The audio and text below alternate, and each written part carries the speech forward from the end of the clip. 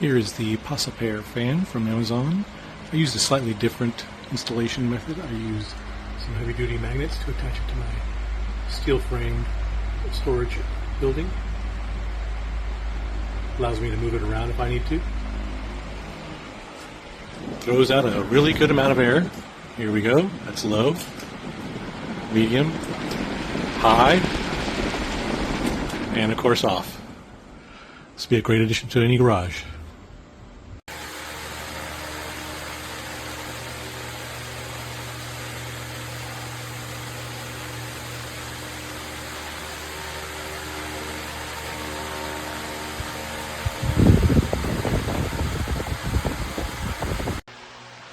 So it kind of stopped for a second and